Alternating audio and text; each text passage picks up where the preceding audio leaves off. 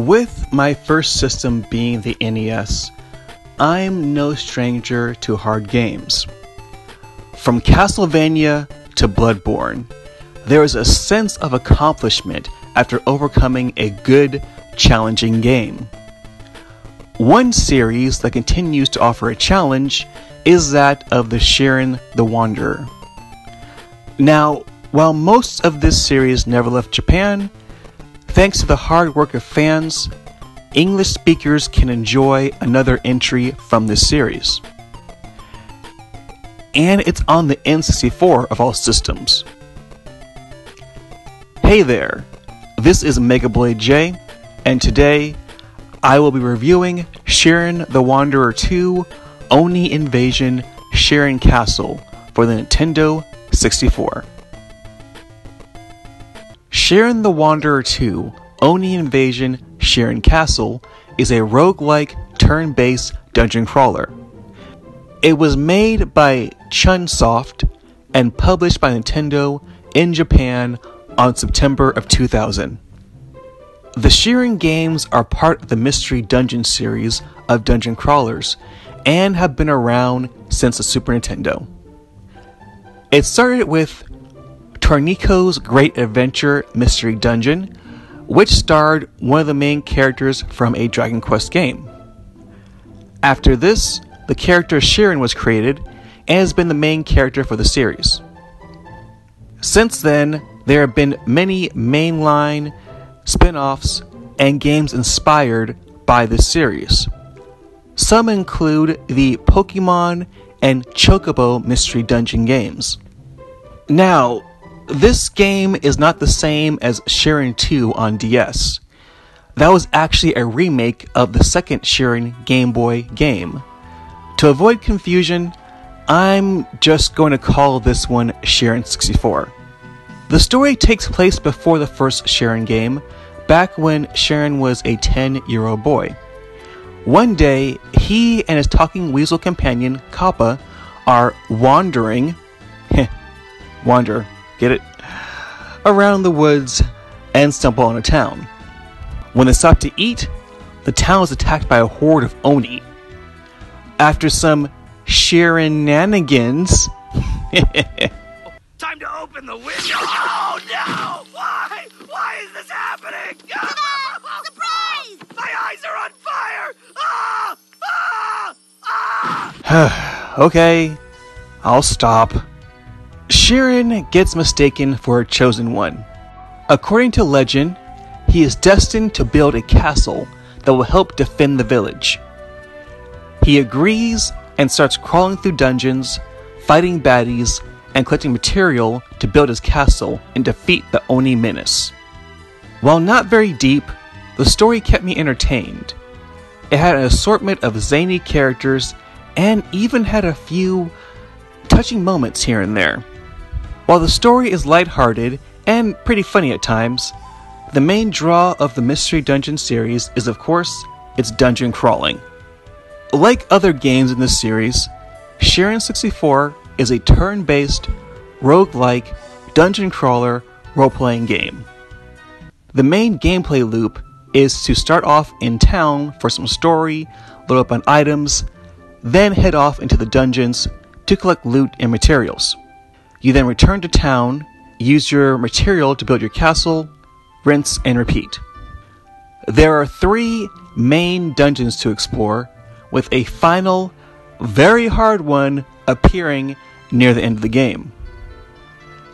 The 3 main dungeons range from easy, medium, and hard. The easy route has the weakest enemies, so you're more likely to survive. As a trade-off, it has the lowest grade weapons and building material. The hard route, of course, has the toughest baddies, but also yields better equipment and building material. Good thing is, you don't have to commit to one path. There is a halfway point. There, you can choose the difficulty of the rest of the run. So, if you barely survive the first half of the hard road, you can finish on the easy second half. When you enter a dungeon, you start off at level 1 and must defeat enemies to level up and get stronger. That's pretty normal for any RPG, but having not played many roguelikes, there were a few gameplay mechanics that caught me off guard. The first being, when you complete a dungeon, you lose all your experience, leaving you back at level 1. So, you may be asking, if you lose all your levels at the end of a dungeon, how do you become strong enough for tougher ones? Basically, the key to getting stronger is getting better loot.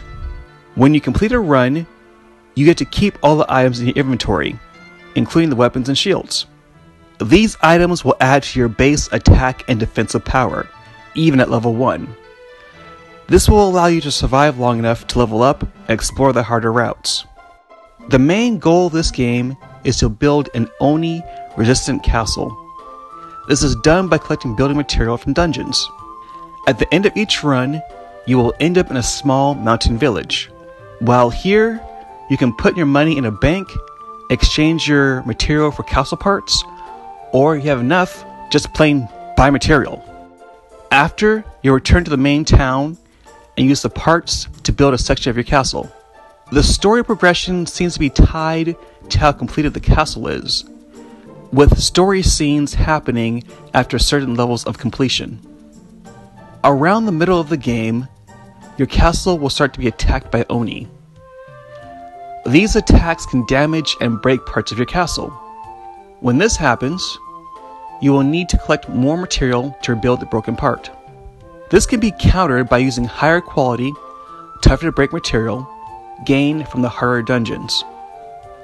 I will admit, it was very annoying getting close to completing my castle only to have a chunk of my progress destroyed. It did, however, push me to venturing into the hard dungeons to get better parts. This resulted in me having better equipment and learning how to deal with tougher baddies. All of which without, I would have died horribly in the final dungeon. Item management is also a big part of the game. As you crawl through dungeons, you will pick up a number of different items. These range from weapons, staffs, potions, money, materials, etc. Unfortunately, Shiren has a very limited inventory space and will quickly become full. This means you need to either toss or pass up an item that could save your butt or be sold later for a ton of gold. Not to mention that if you die, not only do you lose all your levels, but all your carried items and money as well. This is where pot comes in.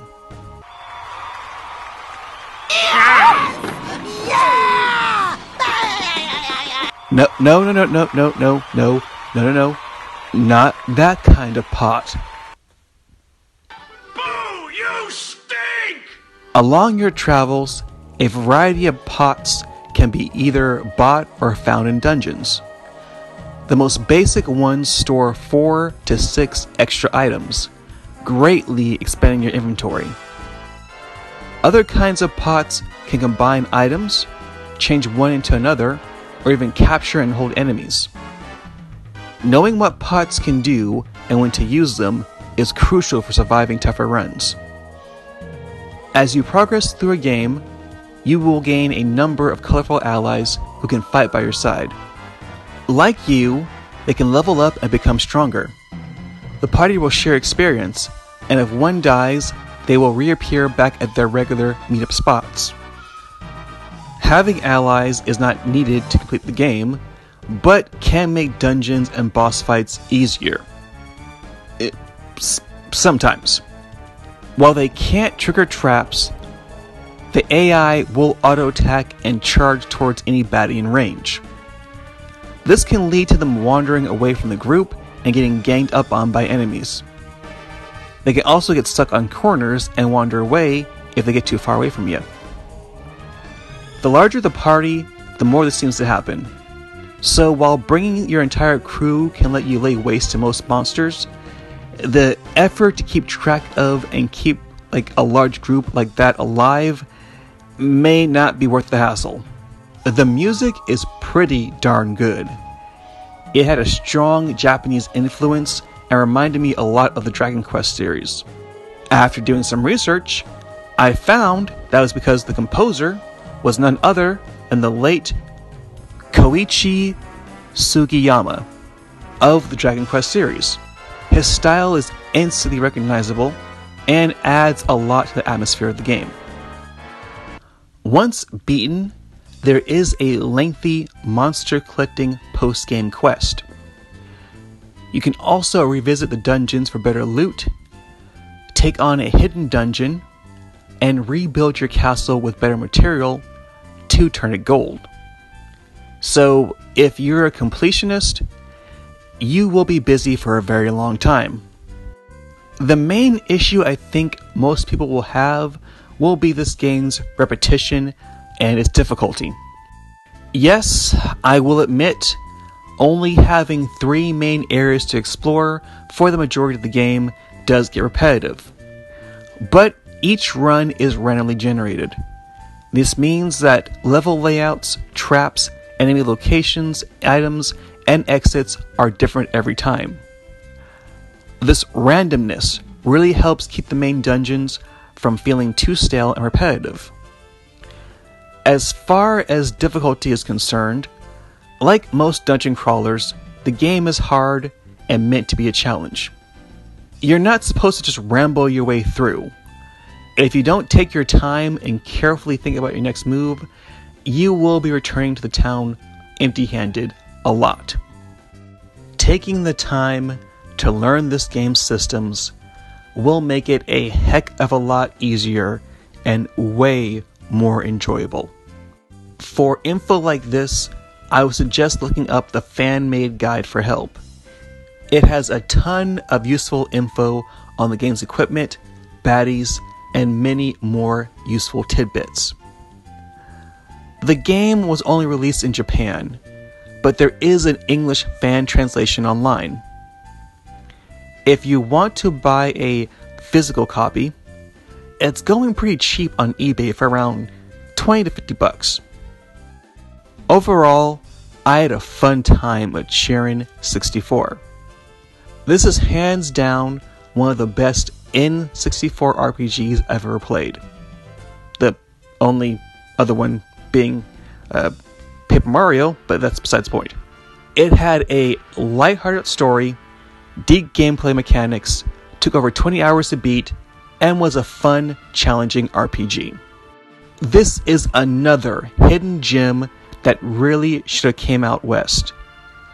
The 64 was lacking in the RPG department, and this would have been a big win for it, especially since Nintendo were the ones that published it. I highly recommend Shiren 64 to fans of dungeon crawlers or those looking for a challenging N64 game. This has been Megablade J. Thanks for watching. I once again want to thank you guys. I am now, as of this review, at 870 subscribers. So once again, thank you guys. I really do appreciate it. If you enjoyed the review, like the video, and subscribe to my channel. I'll see you all next mission. Bye.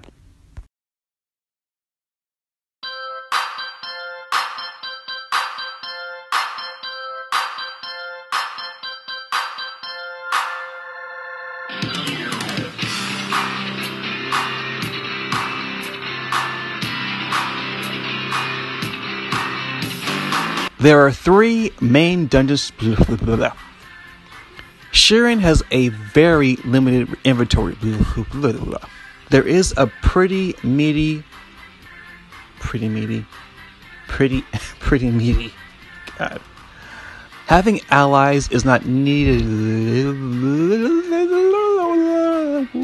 I can't talk sometimes. Yeah, my voice is really high. Yeah. Especially since Nintendo. Of course, quiet all day. They were quiet all day. They were quiet the entire day. Whenever I start recording, never fails.